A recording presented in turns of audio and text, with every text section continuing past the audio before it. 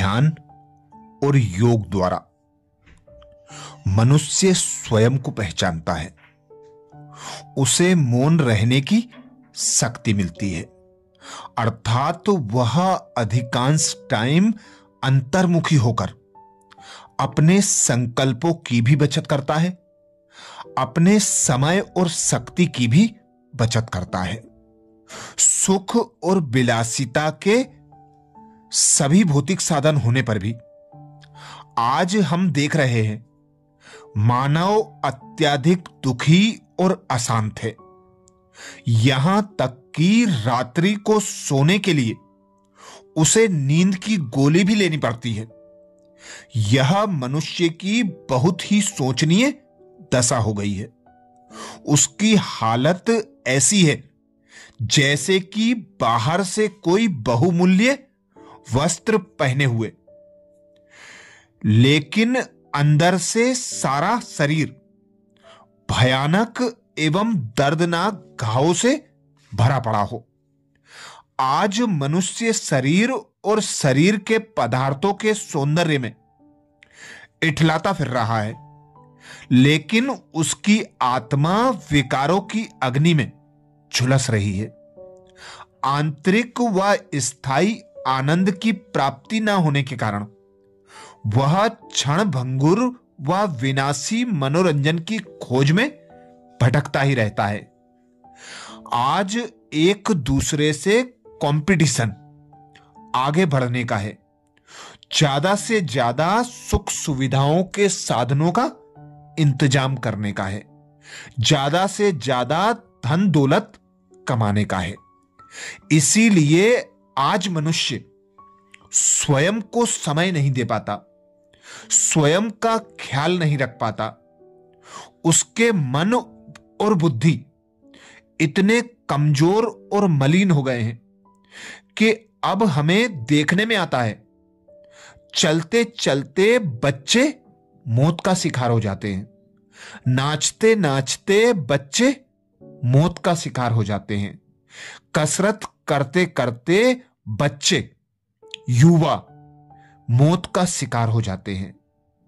यह सब दशाएं आज मानवता को एक ऐसी नरक में धकेल रही है कि जैसे वह ऊपर से दिखावटी कपड़ा सुंदर पहन रहा है, शक्तिशाली दिखाने के लिए टॉनिक ले रहा है, प्रोटीन्स ले रहा है, पर अंदर से जैसे कमजोरी बढ़ती जा रही है। यह तनाव, अशांति, दुख, चिंता क्यों बढ़ रही है? यह सब क्यों हो रहा है? जब हम अंतर्मुखी रहने की आदत डाल लेंगे तो हमारा मन भी शक्तिशाली होगा, तन भी शक्तिशाली होगा। जब वह अंतर्मुखी होकर अपने अंदर झांकता है तो उसे सौंदर्य, आनंद और संगीत के स्थान पर कालिमा, विषाद और रुदन ही दिखलाई पड़ता है। अतः वह अपने से दूर भागता है और ब्राह सुखों की मृग मरीचिका के पीछे ठोकरे खाता है। यही कारण है कि वह आत्मिक सुख का रस नहीं ले पाता, अर्थात वह अंतर्मुखी ना होकर ब्राहमुखी बना रहता है। ऐसे ब्राहमुखी मनुष्य को स्थायी शांति और सुख नहीं मिल सकता। अंतर्मुखता का भावार्थ यह है कि मनुष्य अपनी आंखों से केवल वही दृश्य देखे, कानों से वही बातें सुने और मुख से वही वचन बोले जिससे देह के अंदर स्थित आत्मा की उन्नति हो। आत्मा अर्थात मन और बुद्धि और उसके संस्कार ऐसे उन्नत हो जो मन, बुद्धि और आत्मा को सुख और शक्ति प्रदान करें। वह कर्म करते हुए बुद्धि से अंतर स्थित आत्मा की स्मृति में रहे। वह कर्मेंद्रियों द्वारा बाह्य जगत में जो कुछ देख और सुन रहा है उसे अंतर में स्थित आत्मा पर घटाए और अंतर आत्मा की चेकिंग करता रहे, अर्थात आत्मनिरीक्षण करता रहे कि उसमें कोई विकार या संकल्प विकल्प तो नहीं घुस रहा है, क्योंकि यही विकार संकल्प विकल्प आत्मा को अर्थात मन और बुद्धि को कमजोर और मलिन बनाता है, जो प्रत्यक्ष होकर उसके सामने अशांति, दुख, चिंता, भय, कमजोरी के रूप में दिखाई पड़ता है। मनोवैज्ञानिक भी मानते हैं कि मन की अधिकांश शक्ति सुषुप्त अवस्था में होती है। आत्मचिंतन के द्वारा ही उस शक्ति का जागरण हो सकता है। ऐसे जागरूक व्यक्ति के सारे अंतर्द्वंद समाप्त हो जाते हैं। उसकी चेतना और अंतः चेतना में समस्वरता होती है।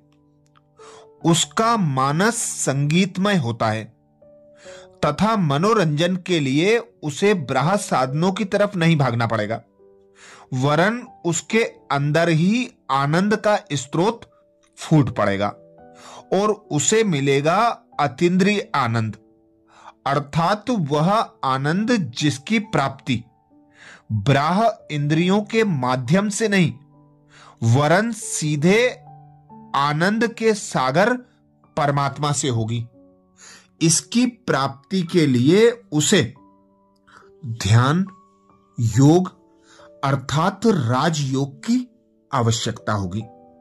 राजयोग द्वारा स्वयं को जानना, अपने पिता परमात्मा को पहचानना और आत्मा को शक्तिशाली बनाने के जो साधन है, मौन रहना, अंतर्मुखी रहना, स्वयं को चेक करना, स्वयं के अंदर की कमी कमजोरियों को मिटाना, यही वास्तविक सुंदरता है।